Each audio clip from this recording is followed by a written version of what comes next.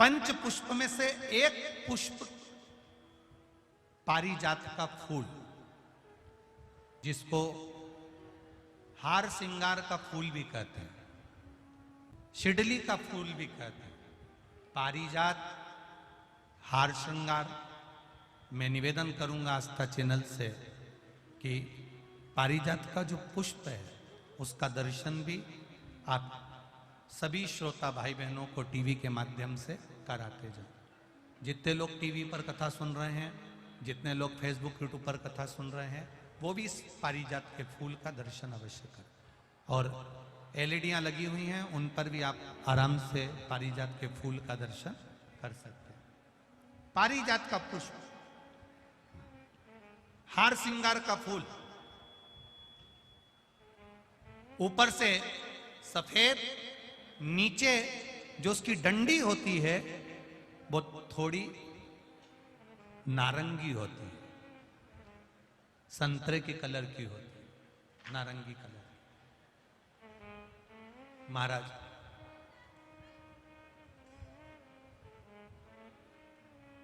रात्रि में खिलने वाला ये फूल, रात्रि में जो फूल खिलता है ये पारिजात का, और हार श्रृंगार का जो ये पुष्प है जिसको हार श्रृंगार भी कहते हैं, पारिजात भी कहते हैं, और कहीं कहीं इसको शिडली का पुष्प भी कहते हैं। ऊपर से सफेद होता है, नीचे उसकी जो डंडी होती है वो नारंगी कलर की होती है। शिव कथा कर रही है, शिव महापुराण का चरित्र कर रहा है।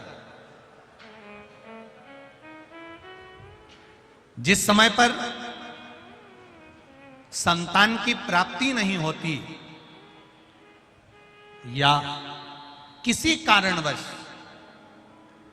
किसी कारण से हमारे यहां वंश की वृद्धि नहीं होती, तब देवाधिदेव महादेव की आराधना पारिजात के फूल से करी जाती है। अब उस पुष्प को चढ़ाने का एक तरीका है, जरा ध्यान दीजिएगा। पंच पुष्प शिव महापुराण की कथा आप लोग सुनने के लिए बैठे हो, बड़ी आस लगाकर बैठे हो, उसको समझिए।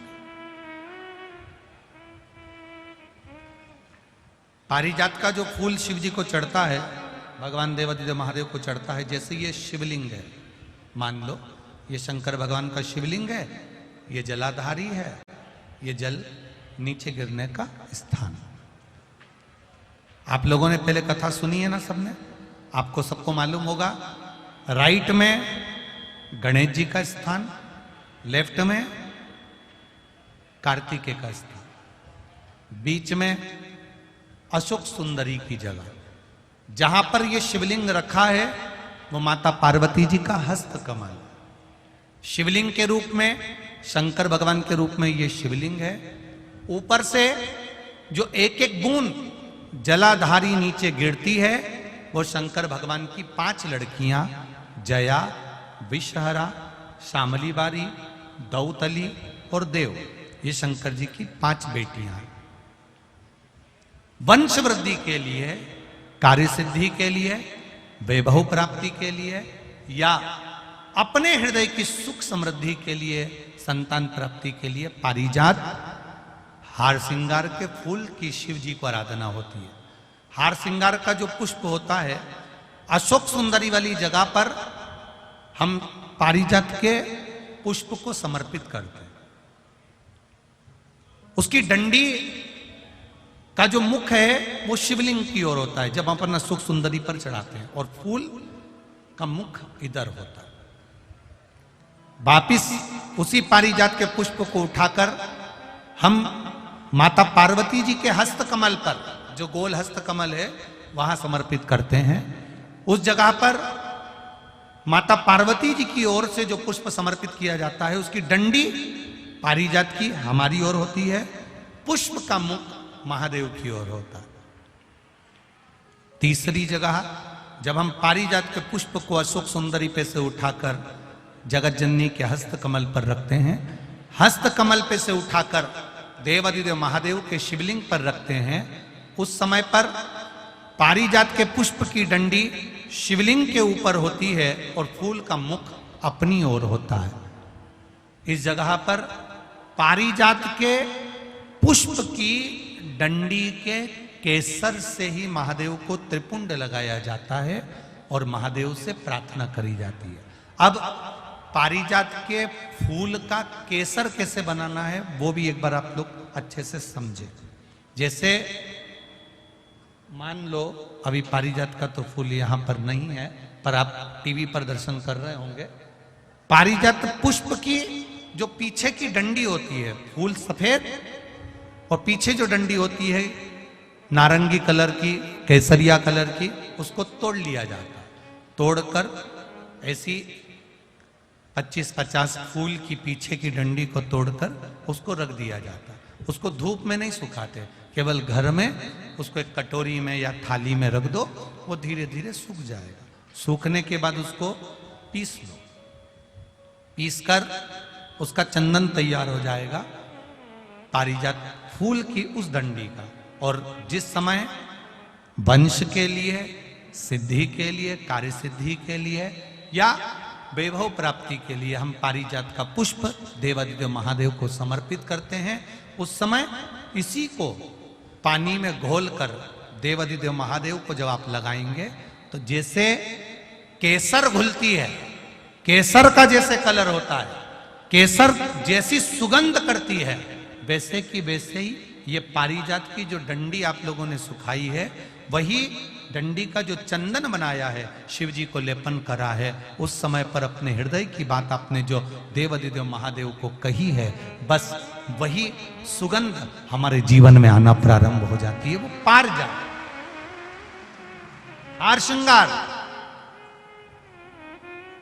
अब जरा ध्यान दीजिएगा, हार श्रृंगार के पुष्प, पारिजात का जो पुष्प है, सोमवार की अष्टमी पड़ने पर यदि हम देवादिदेव महादेव की पारिजात के फूल से आराधना करते हैं, स्मरण करते हैं, तो उसका फल भी हमें अधिक प्राप्त होता है। पारिजात का पुष्प, हम तो यहां तक कहेंगे अगर आपके यहाँ हार श्रृंगार का पेड़ लगा हो, पारिजात का पुष्प यदि आपके यहाँ होता हो, रात को खिलता है, सवेरे मिलता है, ऐसा पारिजात का अगर वृक्ष आपके यहाँ लगा हो तो प्रयास करना।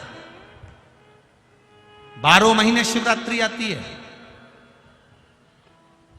बोलो आती कि नहीं आती? आती है ना 12 महीने। 12 महीने शिवरात्रि आती है। कैलेंडर पर एक गोला बनाकर रख देना कि हमको ये शिवरात्रि आई है, हर महीने की शिवरात्रि तुम्हारे ध्यान में रहेगी। एक पारिजात का पुष्प, हार श्रृंगार का पुष्प एक अगर देवादिदेव महादेव को आपने चढ़ाना चालू कर दिया, समर्पित करना प्रारंभ कर दिया, तो आपको पीछे पलट कर देखने की जरूरत नहीं पड़ेगी, महादेव हाथ पकड़ ही रहता। पारिजात का पुष्प शिव को समर्पित हो।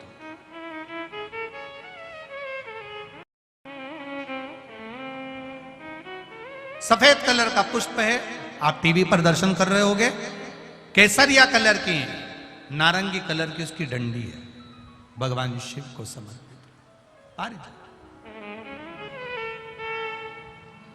जब हम देवादिदेव महादेव को जल समर्पित करते हैं, भगवान शंकर को जब हम जल चढ़ाते हैं, उस समय पर भी भगवान को अगर तुम्हारे पास में थोड़ा सा पारिजात की जो डंडी है सुखाई है, आपने पारिजात फूल के नीचे की जो डंडी है उसको तुमने सुखाकर अगर चंदन बनाया है, तो वो चंदन आप प्रतिदिन भी देवादिदेव महादेव को समर्पित कर सकते हो। पारिजात पुष्प। एक बात और हमारे स्मरण में रहे,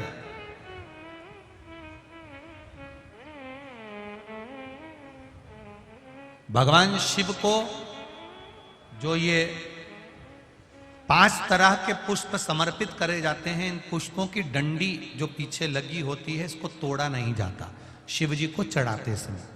इसका स्मरण आपको रहे।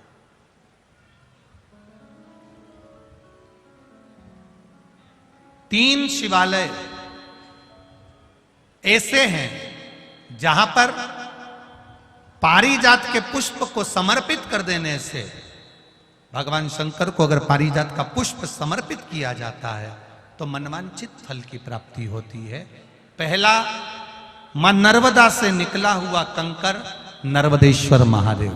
अगर कहीं नर्मदा जी के कंकर से शिवलिंग बना हुआ है तो मां नर्मदा के शिवलिंग पर पारिजात का पुष्प समर्पित होता है। दूसरा, जो शिवालय एकांत में हो,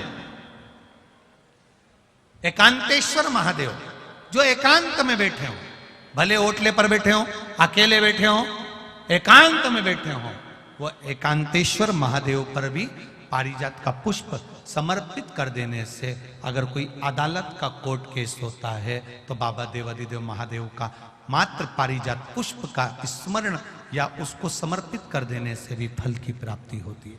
तीसरा, ऐसा शिवालय जो नदी के तट पर हो, सरोवर के तट पर हो, कुंड के तट पर हो, बावड़ी के तट पर हो, कुएं के तट पर हो।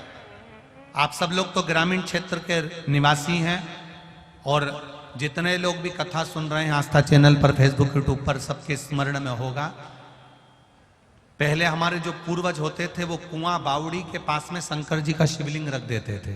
ध्यान में होगा, जिसको स्मरण में होगा उसको मालूम होगा।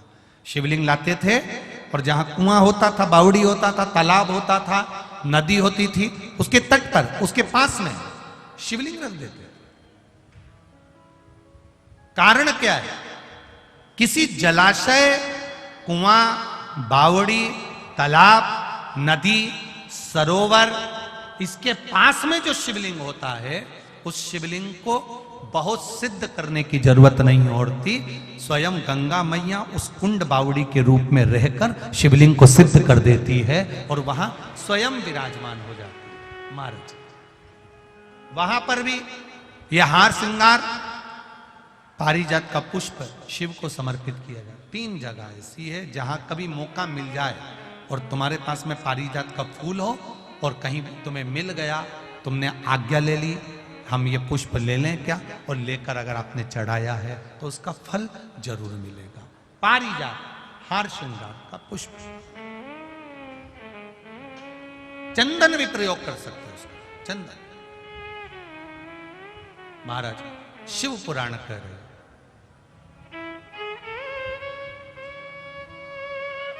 चंचुला देवी ने